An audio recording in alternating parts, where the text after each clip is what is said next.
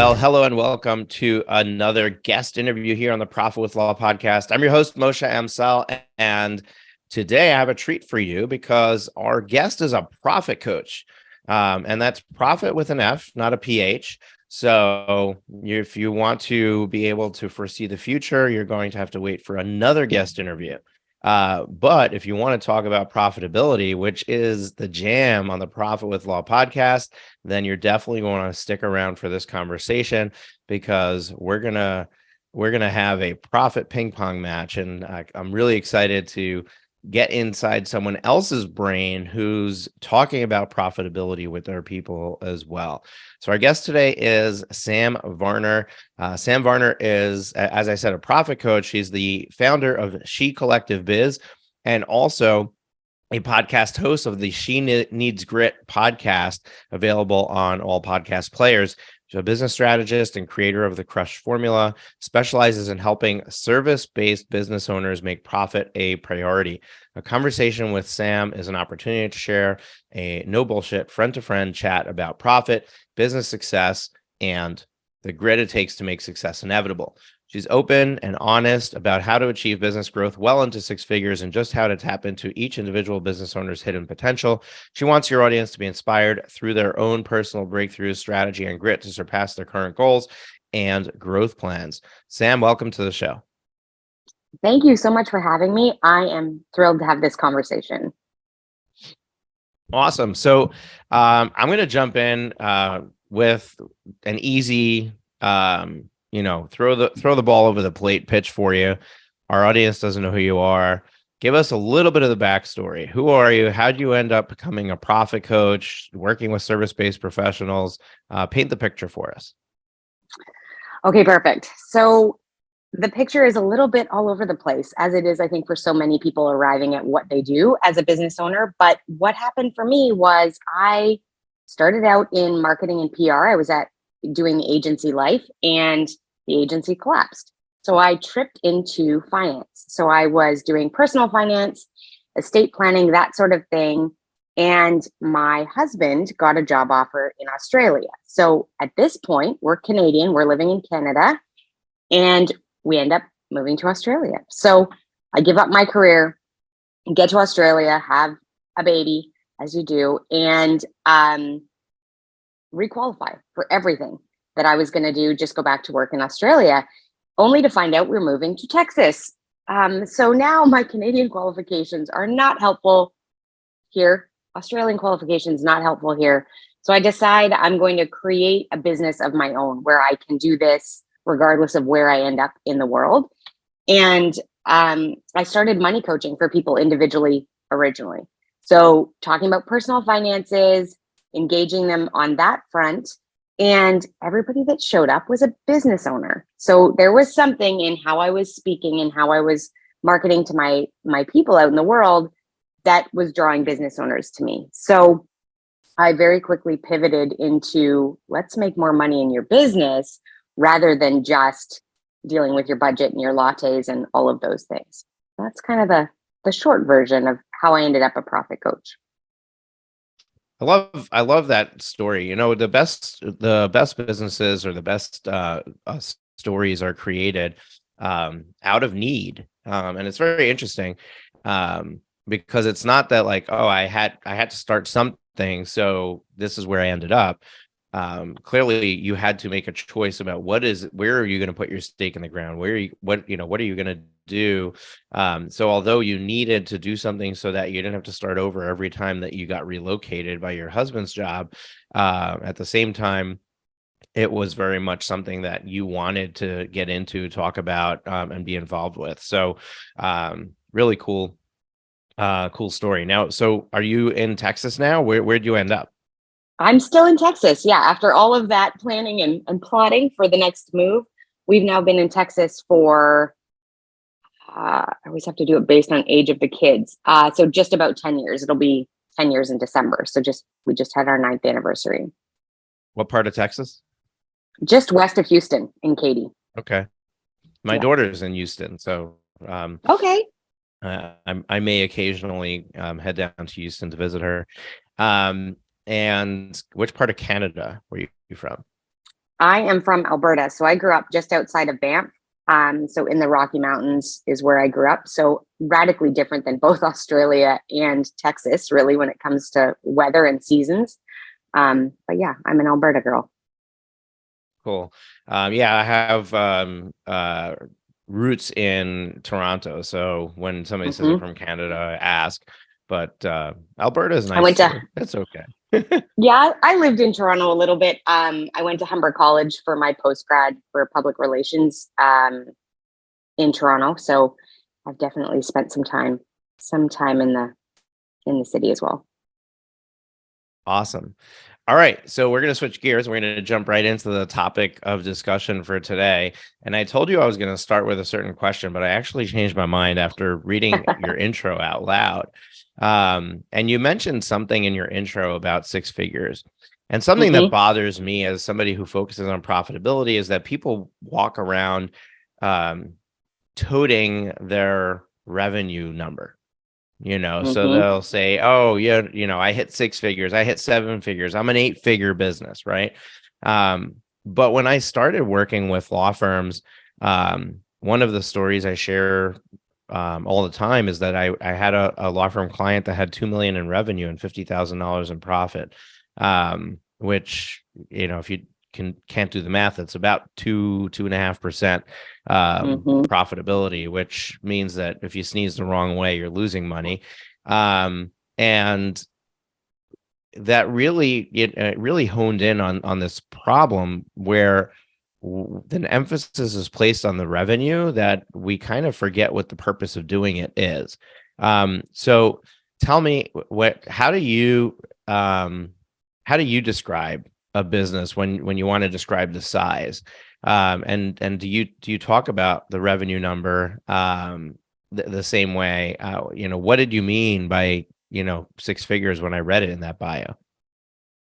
Yeah. So in that bio, I am definitely talking about six figures from a revenue perspective because that is the way that people often will resonate with it, especially those business owners that are just at the beginning and really struggling.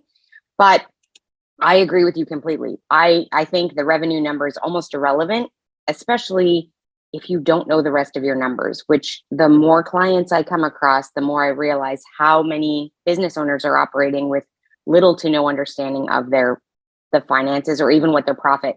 Do they know their profit number when I start with them? Almost never.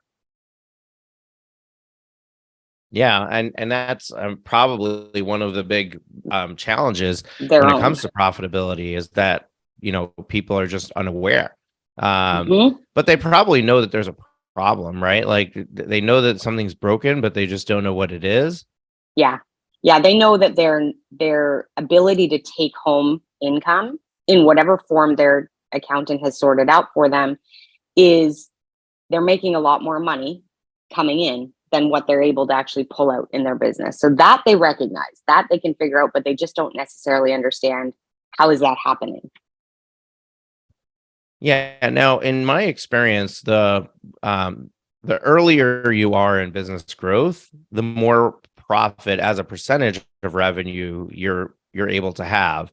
And as you grow your business, that percentage decreases because your expenses increase. And when you first start out, you might not have any expenses, or you might have very little expenses.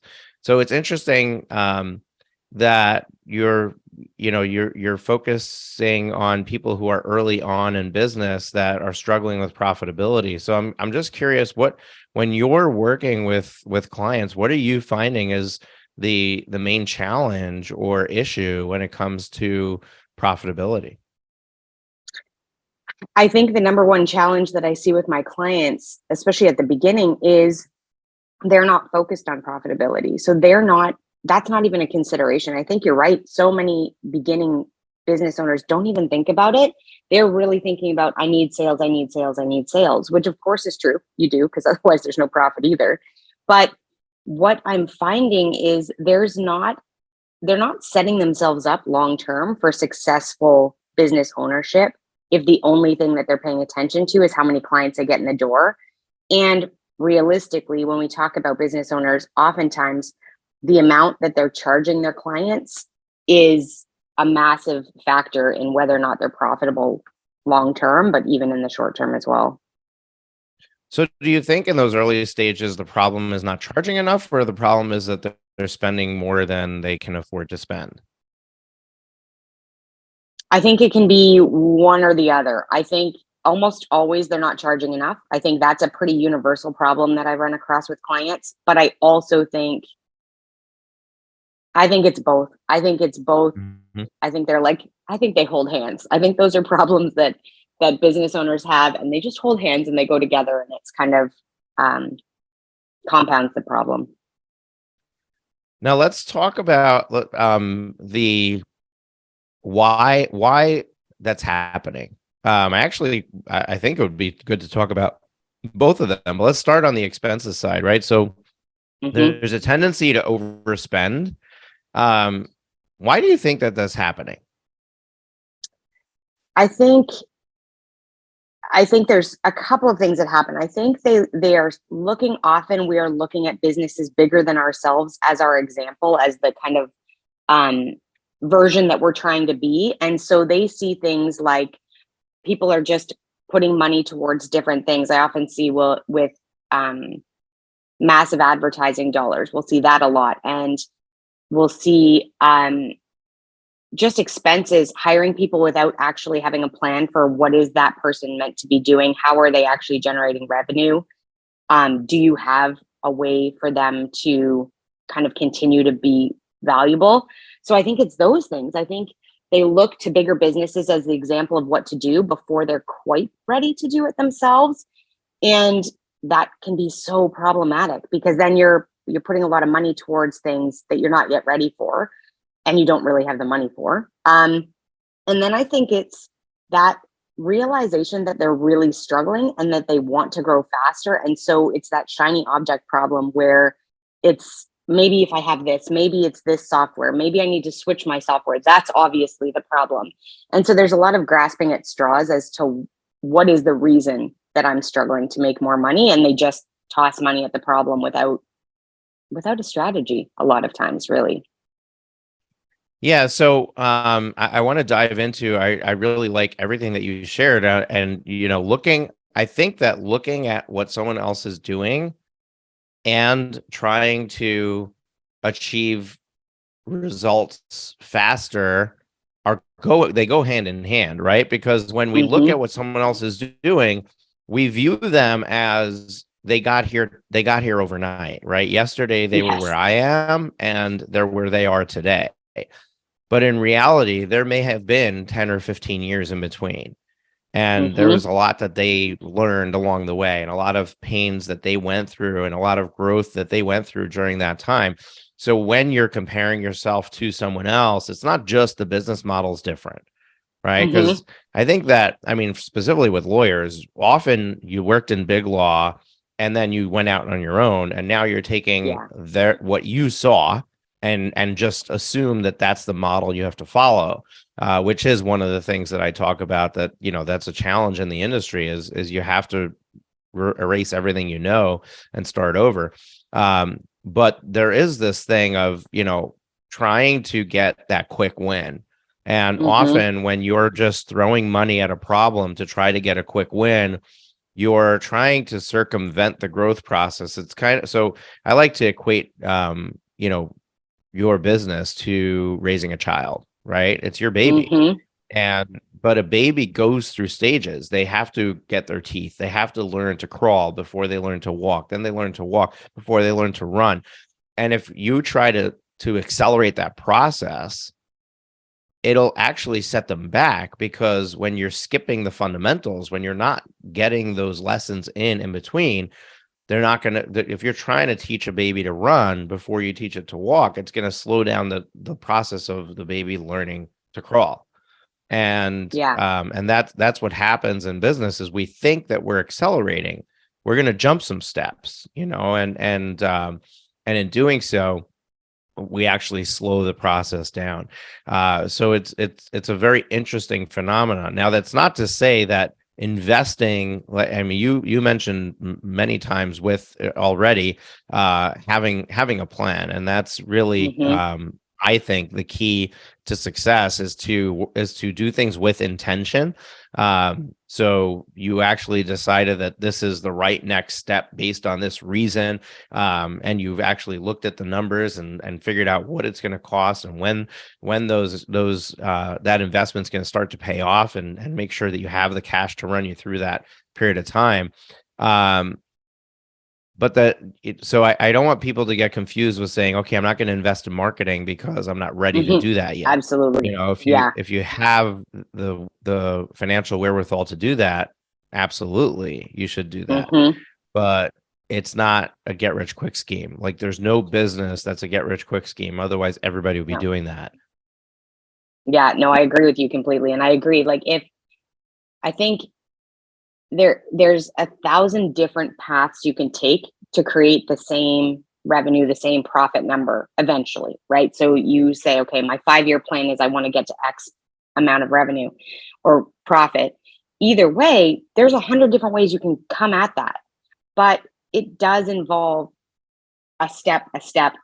It does not, almost never are you going to get to the point where you just miraculously come on the exact right thing with nothing that fails, nothing that you spent money on that didn't go anywhere besides being a really good lesson of don't do it that way, right? And you have to take those, you have to trip, you have to fall, you have to try things, you have to put stuff out and have nobody care and nobody pay attention and it not be the messaging that works.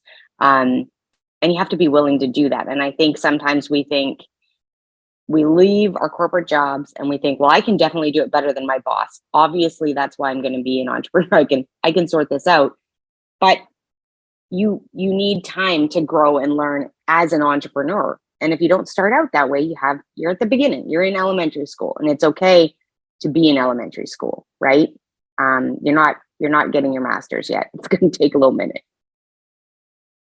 Yeah, it's interesting because also when I look at law firms that had rapid success from when their inception, and sometimes a law firm owner may look at somebody like that and say, how come they were able to do it and I wasn't?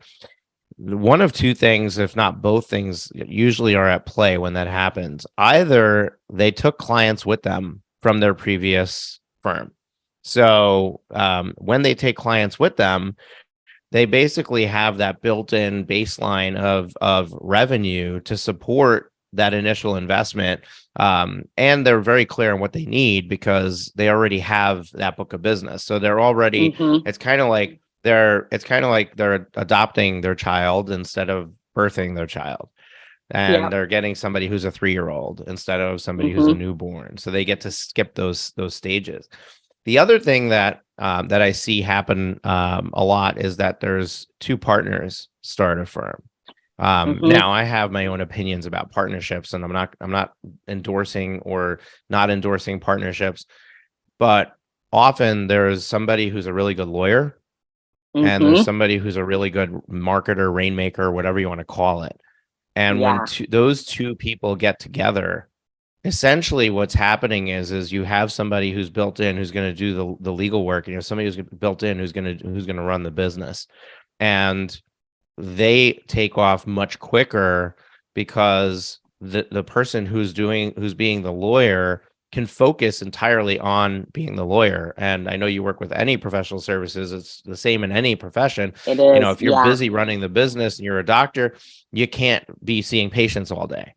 So automatically you are at a disadvantage to somebody who's just being a doctor. And I one of the examples I share is that in the state of Arizona, a non-attorney can now own a law firm. So if I, as a non-attorney, were to start a law firm in the state of Arizona, who would be the first person I hire? A lawyer. An attorney, and you wouldn't even think about it, right? Yeah. Exactly. Because without doing that, I have nothing. I have nothing to offer.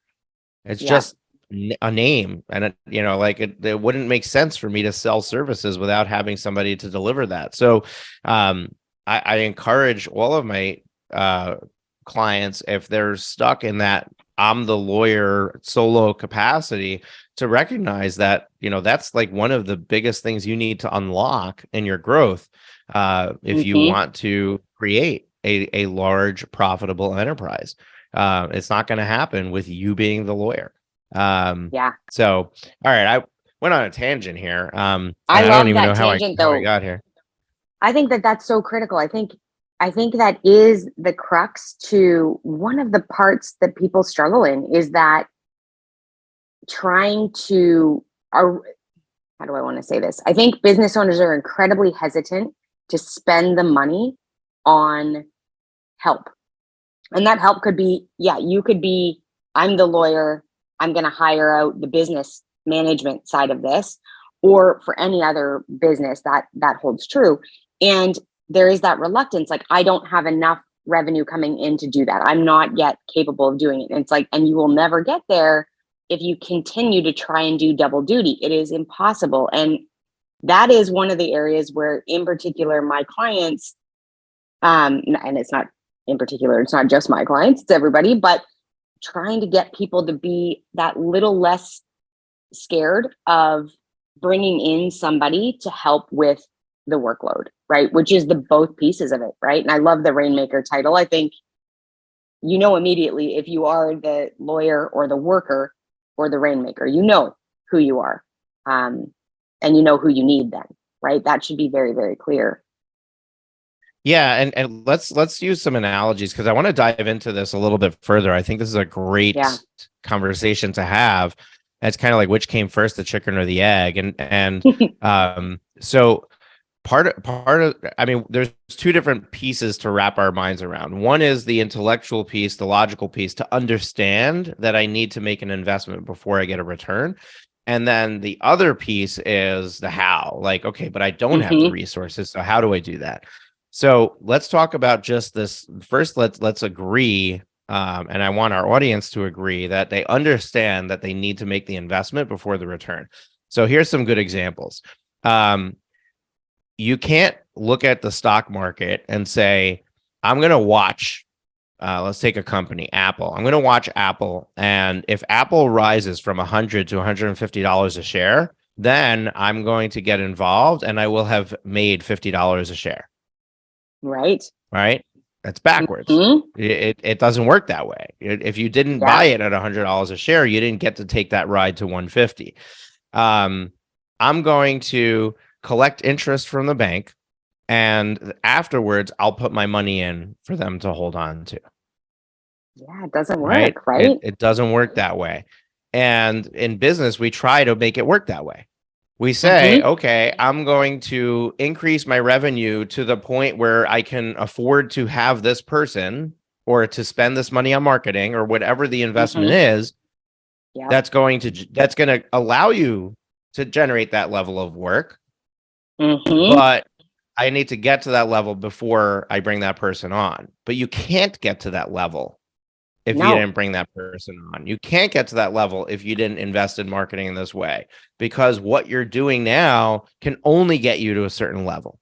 The capacity you have and the effort that you're making in these various areas can only get you so far. And when you're stuck there trying to hit that next level, you have it backwards. And do I you think what have happens, any other examples or ways of explaining this to help people see this? Well, I think that the thing that jumps out to me is what happens for the business owner is they then start to feel like they're doing a bad job. So what mentally, right? The mindset then becomes, if I just worked harder, if I just worked faster, I could generate that revenue and I could get to that place and I could hire that person. And I think that that is how we end up with people starting a business to work less hours long term, right? To have more time freedom and never being able to get there. They are just like a duck, with their little feet underwater, just paddling as fast as they possibly can to try and get to the number where then they feel safe and secure in making the hire or putting that investment strategy in place. And I think if they could just accept, sometimes we need to talk about other ways of investing that may not be just cash in hand, right? Or not completely cash in hand in order to grow, especially with a plan, not just throwing cash at the wall. But So I like that, and I want to jump into that in a moment. But something you said triggered something for me that I want to share, and that is I share a lot about my own personal journey and in my business growth. And one of the things that I think was one of the best things to happen to me is that I started my business because of a certain need, just like you. For me, it Mm-hmm. was my ex-wife was an alcoholic, and my kids moved in with me full time suddenly. We had joint custody, and then they were with me completely, but they had a lot of trauma that they went through, and I needed to take them to Alateen meetings and therapy appointments, and they each wanted to go to a different one. And I was literally running to, 6 different appointments, and they were, it's not like they were around the corner. They were 30-minute drive, Right. 45-minute drive. So I mean, literally hours and hours was being spent taking them to these different places. And I said, I'm starting my own business to give me the flexibility to be able to do this. But at the same time, I don't want to ever get to the point where I am sacrificing time with my family in order Mm-hmm. to eventually get time with my family. I never want to Right. get into that trap. So I set boundaries for myself on what I was willing to do. And I mean, there are some exceptions. Like if I go to a Mm-hmm. conference, or, I'm in the middle of a promotion that requires me to put in, an evening hour or two, or whatever it is. But by and large, 5 o'clock comes, even 4 o'clock. My kids get off the bus at 4 o'clock, and I shut Mm-hmm. down for the day. I don't start my day till 9:30 because I put the kids on the bus at 9:10. Yep. Those are things that I am just not willing to sacrifice on, which means that I have a shorter work day. And Mm-hmm. when people look at it, they're like, well, then that you definitely can't grow as fast that way, right? Slow down your growth. And I argue that it accelerated my growth because it forced me to have to find another solution faster. When Mm-hmm. what happens with a typical business owner is you just assume that you're just going to give more of your time, more of your time. So all of a sudden you're working nights, you're working weekends. At some point, you don't have any more time to give. And then you have no choice, and you're forced into the next decision. Had Mm-hmm. you decided that you had no more time to give 40 hours ago, you would have made that decision that much sooner, and you would have saved yourself all of that sacrificial time that you could have been doing other things, spending time with your family, and it would have made you grow faster, because the secret to growth is adding more people. So, I really, I almost, and it goes back to Parkinson's law, which I'm a profit first professional. So, I talk about the book Profit First, which is based on the Parkinson's law concept, which is if you're given a finite resource, your needs to Mm-hmm. consume that resource are going to rise to the resource available to you.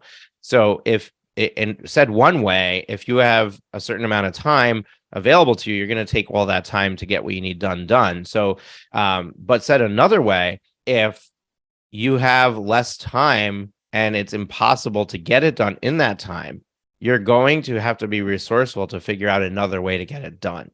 And that's what happens when you set good, healthy boundaries and limitations. Mm-hmm. And that's what happens when you're listening to this podcast and you make this shift and you just decide Yeah. that I'm not going to be the one that's doing the work in the book E-Myth. I'm not going to be the technician, Mm-hmm.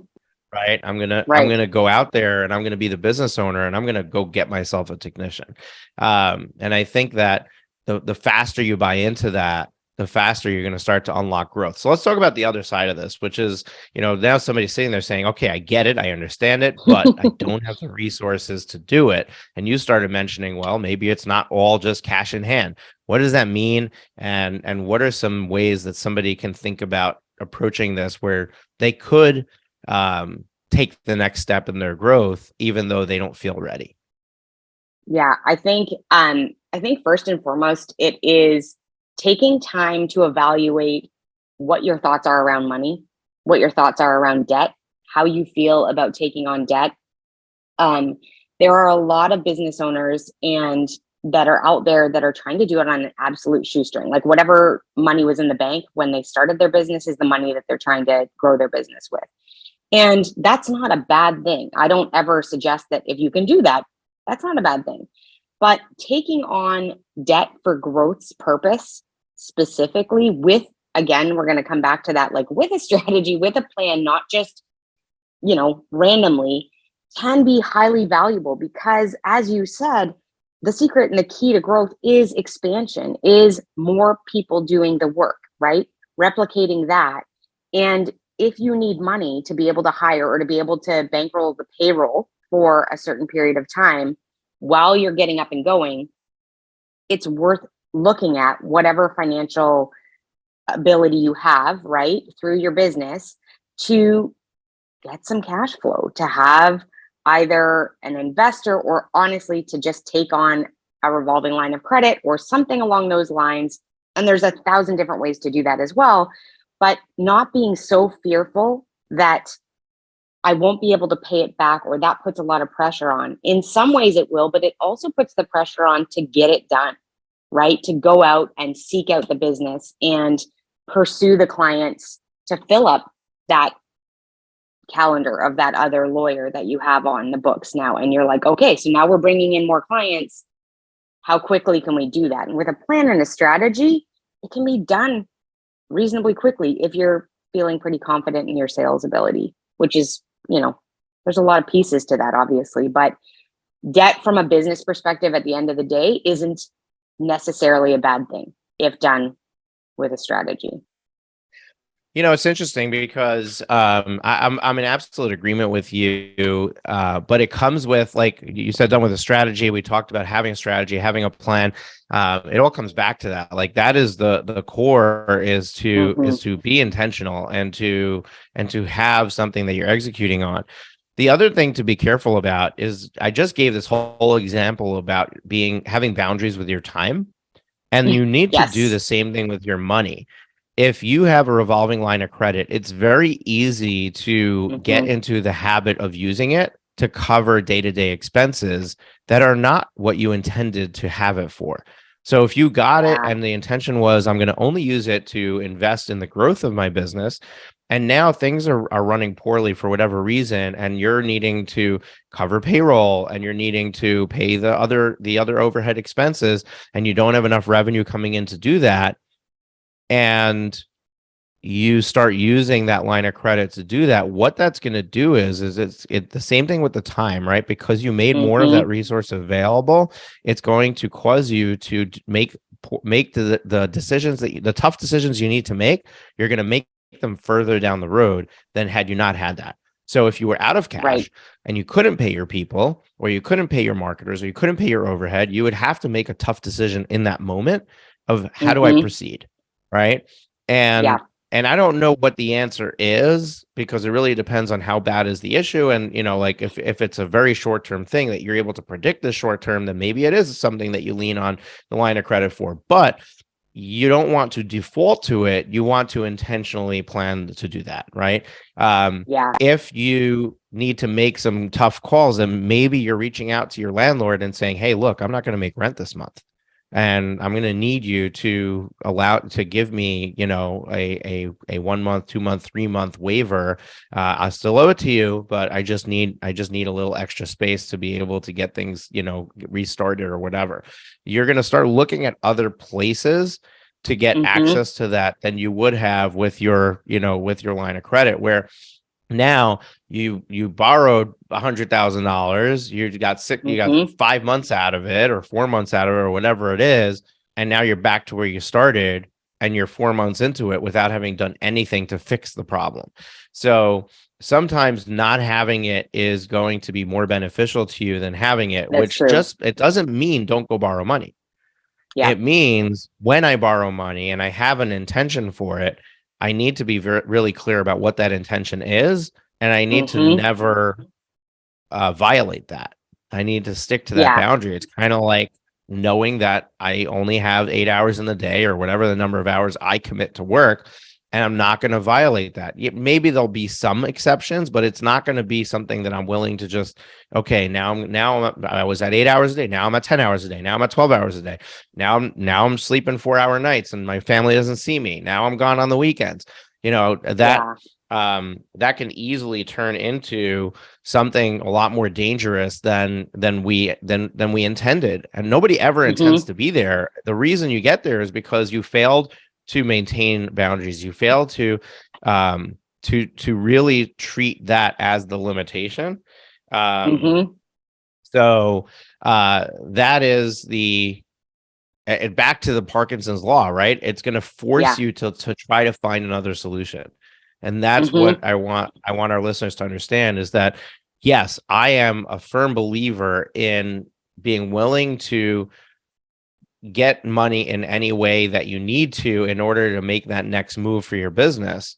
But at the same time, understand that that's the purpose of it. And we're not going to use that for other things. We're not going to use that to punt a problem down the road. Yeah, no, I agree with you completely, because, and I think that's what people, when they're hesitant to create that opportunity through some level of debt in their business, I think that's where most people are afraid of. And back to how I used to do money coaching with people, individuals, right? It is very often what people are doing in their personal lives as well. So making sure that you have support and somebody to kind of like hold your hand and strategize with you, if that is not your strength, is really critical, right? Making sure you have somebody that can kind of guide and direct you can be really helpful in that way, so that you don't overcommit yourself. But I agree. I believe so much in that idea of work within the confines of what you have available, be it time or money, and do things with intent, is critical. Awesome. Okay, Sam, we're almost out of time. When we started, we talked about how you have this crush methodology that helps people to become more profitable, be more profitable in their business. I didn't really give you an opportunity to talk about it, to share it. Is it something that we can cover in 10 minutes or less? Yeah, totally. I can give you the high level of what it sounds like, and then we'll go from there. Awesome. Okay, so let's do that. Okay, let's do it. So the crush formula starts out with the C is the core. So talking about a lot of what we've talked about today is mission, vision, values. Why are you doing what you're doing? What is the thing that drives you far beyond the revenue, right? We all talk about revenue and profit, and that is critical, but it's the why you get up to go to work. Why are you working so hard? What are you building in your life long term? And what life are you building?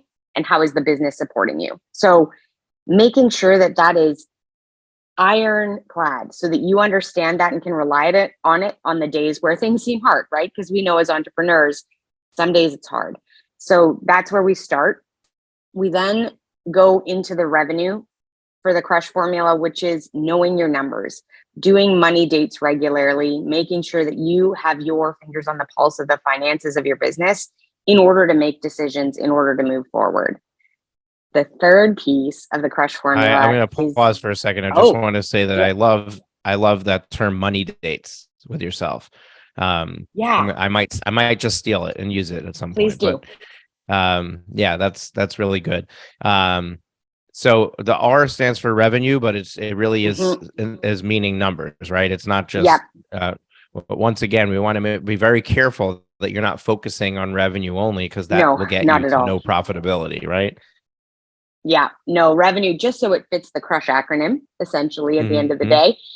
Easy to remember, but yeah, it's all of the numbers of your business and really keeping your fingers on that. Okay. Then we're going to the U. So the U is utility. And what I mean by that is automation and delegation. So a lot of what we were talking about here today, really evaluating, what do I need? What other help do I need? Whether that's human capital help or whether that is automations, different structures in your business that are going to support bringing in more clients, making it more efficient on the back end. Something that a lot of times business owners overlook, how many different things there are in the world now that can make that easier. Okay, so we're through the U. So now we're into the S, which is my favorite part. It's all about sales and promotion. So really understanding how good of a salesperson are you. That's your number one job. as a business owner is being the salesperson for your business. So making sure that you are efficient in that way, making sure that you're growing those skills, making sure that you understand what your retention numbers look like and how many humans do you have to talk to create a client? What is the actual, actions you need to take to bring somebody new through the door? So that piece is critical. And then the H is headspace. So where is your brain at in all of this as the business owner, and understanding that's most of the time what's blocking you from any of those 4 preceding letters is what you're thinking about it, how you're thinking about your abilities, and managing your mind as a business owner is absolutely critical. So those 5 pieces are something that it's not a one and done. We don't kind of go through this and think like, oh yeah, I checked the box, I don't ever have to look at this again. It's really, we go back, we review, we keep our eyeballs on all of these pieces, and then we see growth. Yeah, I love that. And we have here the law firm growth formula. It's very different from what you shared, but essentially covers the same areas, but it's also the same thing where you're going in a cycle through this formula. You're working your way through the phases. You're not and continuing to revisit them over and over again. So I love that you've created a framework for somebody to follow, and that gives them, it's kind of like, okay, this is your North Star. This is your homing beacon. You need to keep checking in here and making sure that you're checking these boxes, checking these points. This has been a great conversation, Sam, and I wish we can go on because this is my favorite thing to talk about. Unfortunately, our time is coming to an end. What I like to do when I close out the show with a guest is 2 things. Number 1, I ask you to share a number 1 tip or parting piece of wisdom that you'd like to share with our audience. And number 2, how can our audience learn more about you, or taking the next step with you, or connecting with you, whatever you want to share in that regard. Okay. So the number 1 tip I would say is that, in particular, you don't have to do it the way that everybody else does it. So in business, whether it's in law or any other business, it doesn't have to look a particular way. The joy of creating your own business is you can create it to be what you're actually wanting to create. And oftentimes with those professional service businesses that I'm dealing with and that you're dealing with, there is a reluctance to look outside the box of how are other business owners doing this that aren't in the law, that aren't in that same industry, and hesitant to consider that they could do it differently. It could look differently than billing for every 6 minutes or whatever that looks like, right? So I encourage people to remember that you're the boss and you can be creative in the creation of the way your business is structured, and be willing to look outside of your field of expertise to different ways of doing things. So that would be my tip, I think. And then to find me, the best place to come and visit is my podcast. So She Needs Grit podcast. It is everywhere. We talk about profitability. We talk about how to grow in different ways. All of the Crush formula falls into that podcast. And we have some really good conversations with business owners that are either doing it or working on it. And it's a good place to come and get to know me a little better. Awesome, folks. We're going to link all that up in the show notes for you. So just look in your podcast player in the description. All the links that you need will be there, or you can go to profitwithlaw.com to get them on our blog page. If this is your first time listening to the Profit with Law podcast and you really enjoyed this conversation, we have a guest every single week on Thursdays. You definitely want to subscribe to the show so that you get notified when we release a new episode. And if you've been listening to us for a while and you're really enjoying it, show the love, share this with others. Take a moment and just share this episode with somebody who can gain from it, and jump in and leave us a rating and review. You always need more reviews for your law firm. Our podcast needs more reviews as well. When people check it out, they want to know if it's worth listening to. And the better we get at not just having the stars, but having the quantity of people rating the show and writing a review about it really helps drive the needle on listener growth. So really appreciate it if you take the time to do that. Every once in a while, we may run some sort of contest or giveaway around leaving a review. So you'll also be able to participate in those by having done that.